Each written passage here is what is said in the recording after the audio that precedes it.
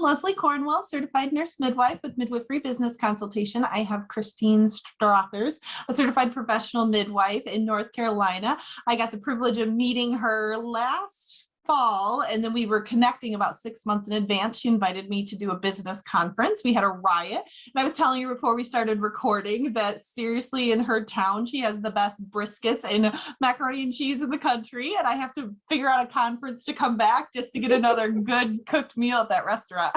Right? Good food down here. Great food.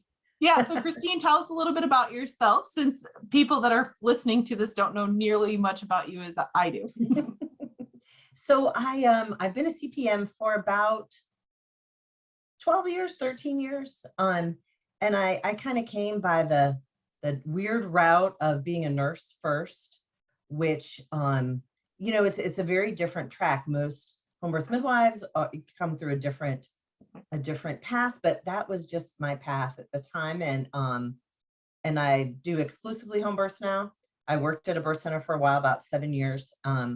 In a state where they have licensing, but I've always lived in North Carolina as long as I've been practicing. So I transitioned to there, and that was different, you know, to go from a licensed regulated state to a outlaw state, I guess you want to call it. Illegal, what's the regulations at this point in North Carolina? Yeah, it's different.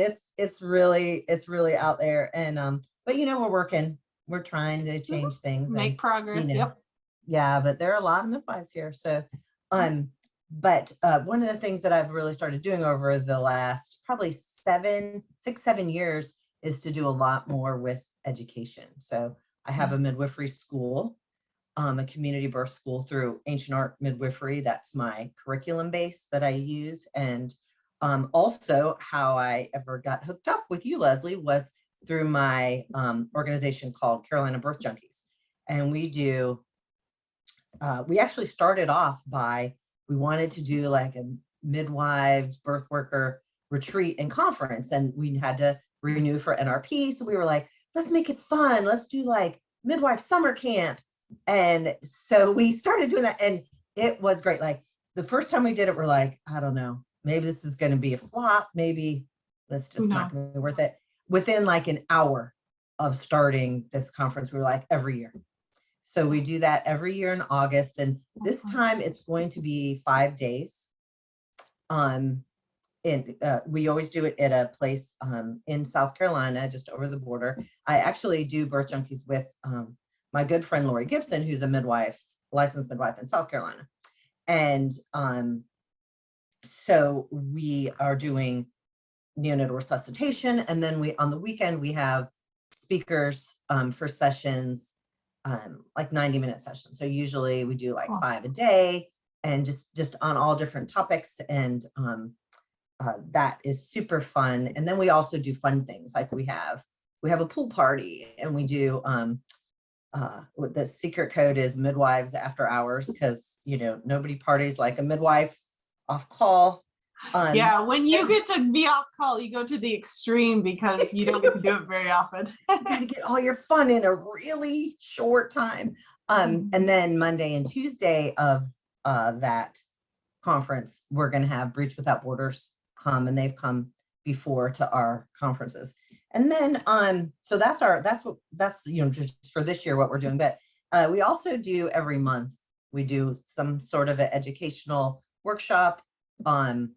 Sometimes it's like when you came and did the business conference, we do things like that. We do I'll do some skills workshops. Like that's something that we've done a lot. We try to do those really regularly and always get CEUs for those. So the ones I usually teach, and I usually teach them every year, are, you know, shoulder dystocia, hemorrhage and estimated blood loss, stuff like that. And we also do suturing. We have a suturing workshop coming up. So it's just really evolved into being, and it works well with school, with, you know, teaching, because I can be like, okay, it'd be really good if I could just do this workshop to line up time-wise with the module I'm doing about postpartum complications or whatever. Right. So you can do online, in-person syncing. Yeah. So yeah. Oh my goodness. You run a full-time practice, you're a full-time mom, wife, you Yeah. run a midwifery school, like you wear all these wonderful hats. And you do color your hair or just like you don't have the gray. So yeah, you got, yeah, I have a lot more gray. but yeah, I mean, you're sane, and you'll have to show everybody your coffee cup, because we were joking beforehand Yeah, how check all it of your out. coffee cups have very special slogans so your poor husband can't take any to work. Yeah, you can't drink a real cup of coffee in this house. That's hilarious.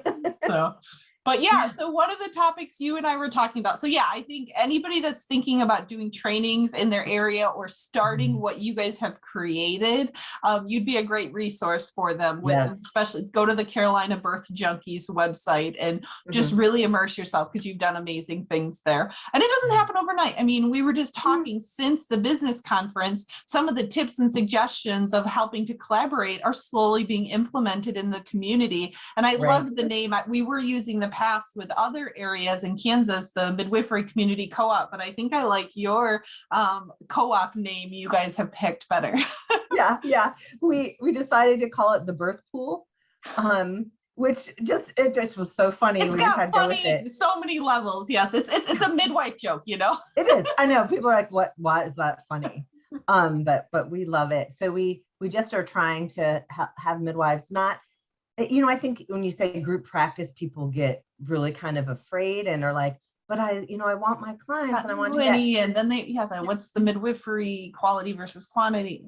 Yeah. So just as a way to try to have midwives and birth assistants be able to have just a little bit more dependability and structure, but to be able to feel like you can call somebody when you need somebody, right? So yeah, the anxiety side, we don't give enough credit to the adrenaline and the fatigue and the anxious of like, okay, I've got 2 ladies in labor and I don't have anybody to call. I don't have those resources. I don't have the cushion of the unpredictabilities with birth. Yeah, right. And I think in a nice way, it allows you to maybe expand and maybe take some folks that, otherwise you might be like, gosh, I already have 4 people. The algorithm, that 5-week window. Do I want to push the limits? And right. Where you could be like, hey, I have these other midwives. Right now, there are 5 of us, 5 midwives in the pool. And then we have about twice that many assistants. So, if you need someone to, like you said, 2 people in labor, you're like, okay, who is on the calendar to help? And these are private practices. You guys don't have business arrangements. You each have your own practice, but you're supporting each other on the call coverage.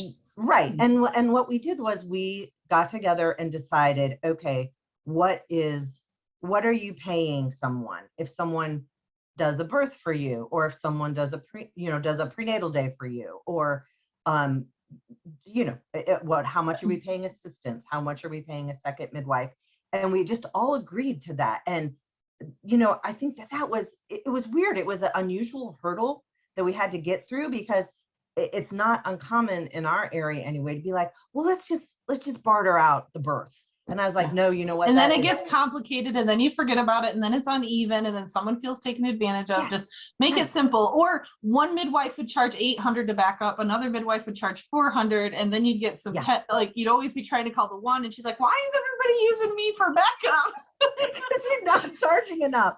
Right. So we kind of had to come to a place where we were like, okay, what's acceptable? And it was interesting because, some people were like, well, I really only want to pay this much. And I'm like, yeah, but do you want to only get paid that much? Why don't you say, well, this is what it's worth? And, and like, I even said, hey, you know what, I would love to be able to pay, an assistant or a doula or another CPM to go to the hospital with somebody that needs to transport. Like, I'm kind of too busy to go there and do that. Right. And I kind of hate it. That's the other thing. When you get to see the other side, you're like, no, informed consent. When you're on the other side, it's very difficult emotionally to step into the hospital setting. Yeah. Right. But, some of these newer midwives and definitely a lot of the birth assistants, are doulas or, have been doulas. And so they are very much like, yeah, that's cool. I can do the doula in the hospital thing, And I was like, I would gladly pay you for that. Yeah.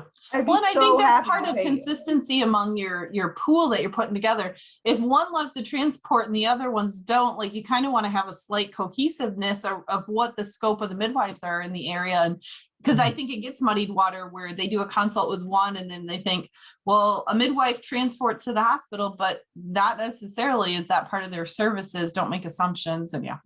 Right, right. So I think that's been real helpful too, to say, to remind everybody, hey, when you're doing your financial agreement, say, don't be specific and say, I will go to the hospital with you if you have to go. That's a lot to promise. Yeah, just say exactly. Maybe say someone on our team will support you. Right, right. So, that was kind of interesting. That was like where the business stuff really came in for us was, you got to work things out and don't just assume it's all going to play out and everybody's going to be good. And then I'll do a birth for her and we'll be even. It never works out. No. Never. Yeah, you want writing clear expectations. I mean, that was the whole point. We had such a riot last fall and doing that consult or just doing that conference and just having a conversation about getting you to think about being proactive, business agreements, things midwives don't like to do. But once you do them, it'll have a ripple effect. It'll really have a ripple effect on your foundation of your community and your work life. And yes, it's a little bit of work to iron out the kinks and reduce the risk by protecting your assets and estate planning and legal paperwork with the lawyer and agreements, but once you do those things, you are going to be so much happier. So I'm glad you guys are implementing all the things we talked about. Yeah, it's been good. And it's been also a good way to, thinking about from a midwifery school director, kind of position, to have people that are trying to kind of break into apprenticing and everything. And so we definitely also had some guidelines for people that are working as birth assistants and saying, okay, you have to do this training and you have to do so many training births essentially, right?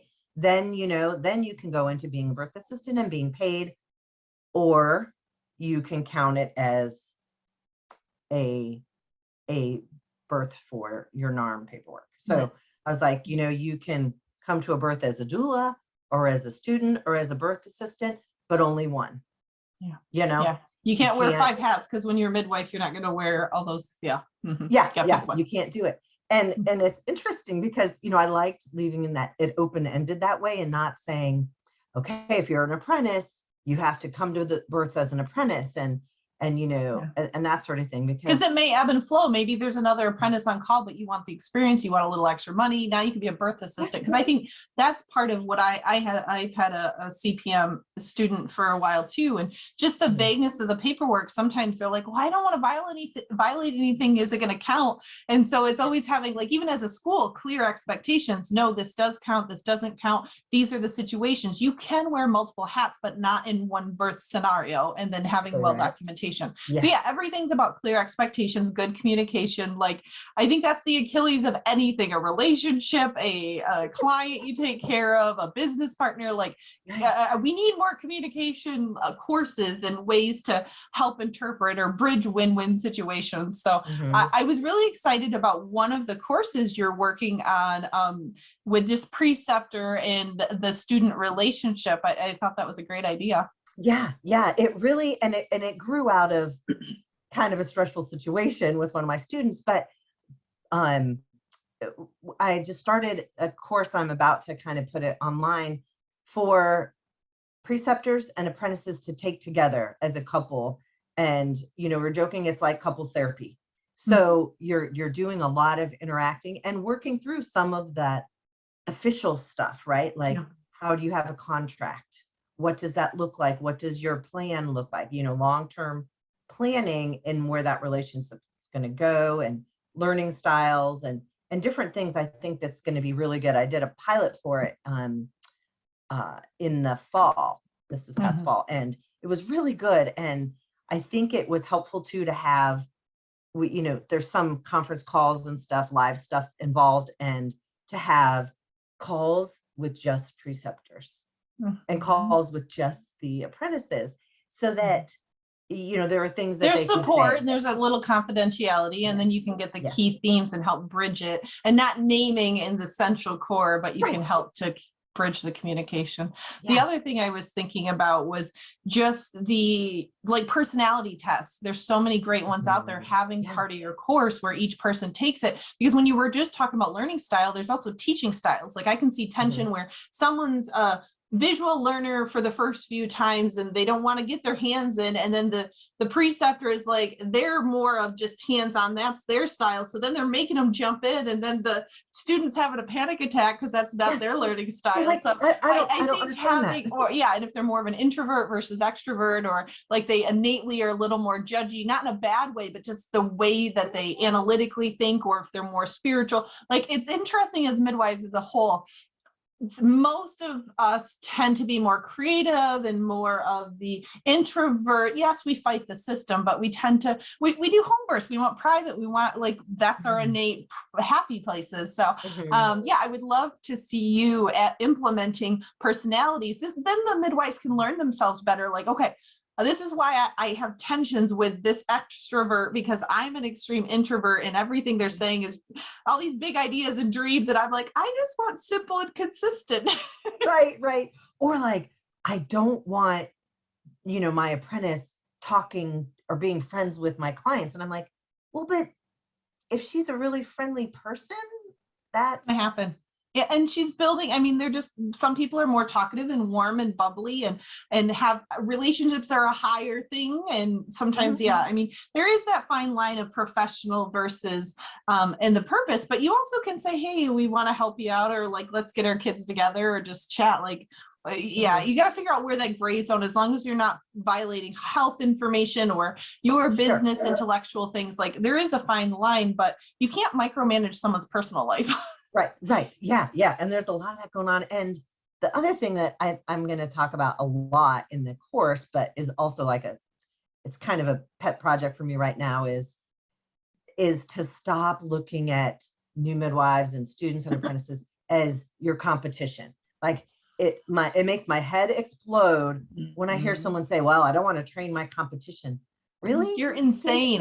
Like that's that scarcity mindset of all you're picturing is that 2% of the women that are picking home birth, when I'm picturing the 80% that are low risk healthy and would pick us if they actually had good marketing campaigns and knew we existed. So and I'm like, you guys all have waiting lists. It's not like you're like, it's crazy to me when I hear that too, like the fear and the scarcity that comes out with some of these thought processes.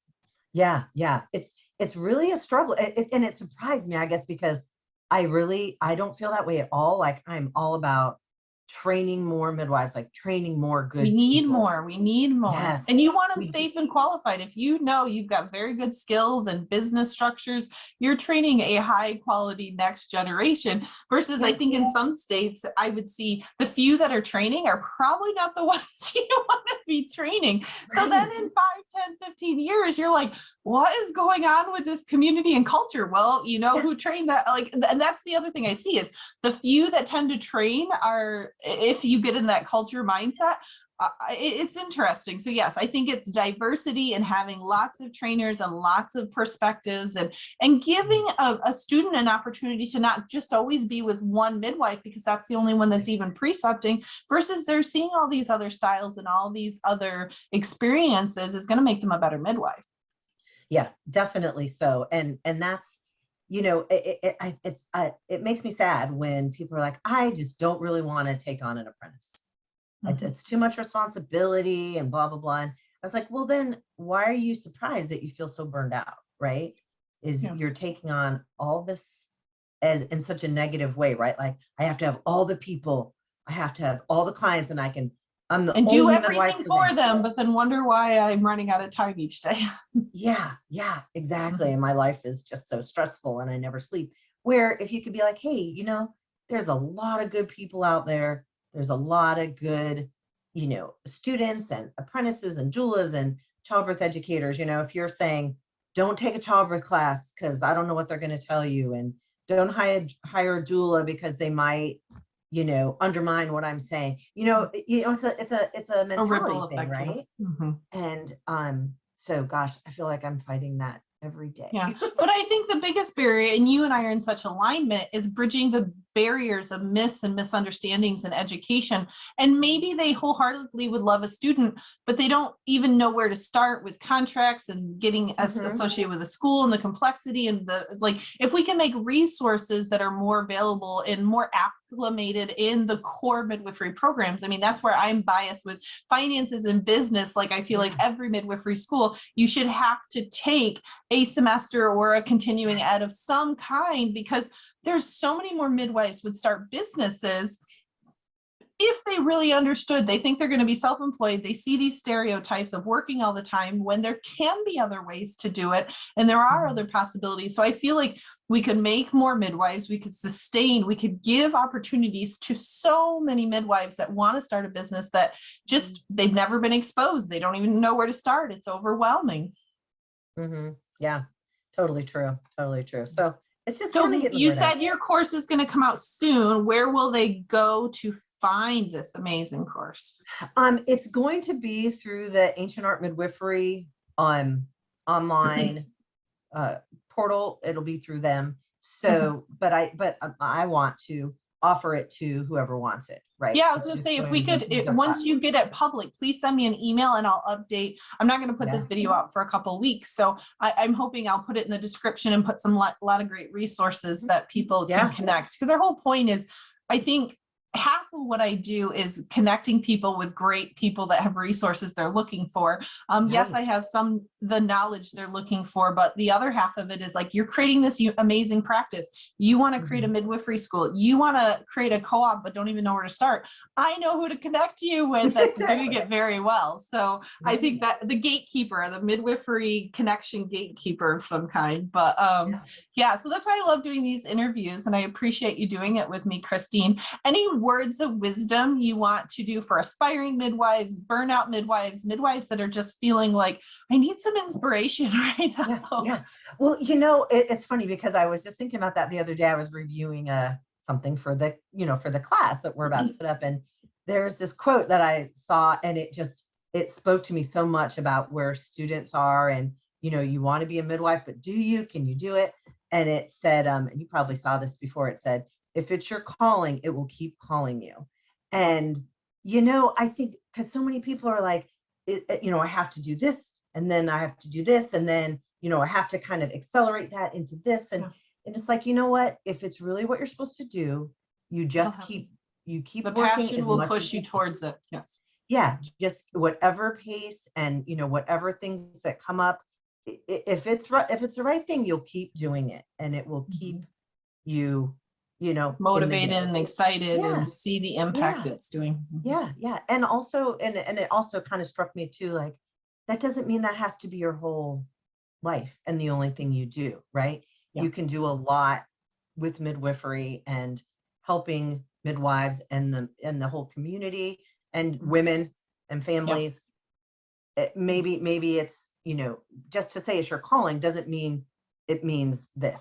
It means I know that stereotype. I always say midwife means with woman. It doesn't mean catching babies. So there's a full scope. If you don't want to be on call, there's many different services, or maybe you have a great skill set in the backdrops, marketing, something else that supports midwives in a different direction. Like, I think sometimes people get down, well, I think this is so amazing and I don't want to be on call, but this is what midwives do. They don't think outside the box. Well, what unique skills and talents and drives and passions do I have that's going to help out the midwifery community to serve more families, like being the backdrop to the backdrops. People don't realize, I mean, there's so many people that decided to be doulas for a little bit and then realize, oh my gosh, nobody's doing marketing. Nobody's doing website design. That's what I did for 20 years. So I'm not going to be a doula. I'm just going to support the midwives in this way because it's going to have a bigger impact.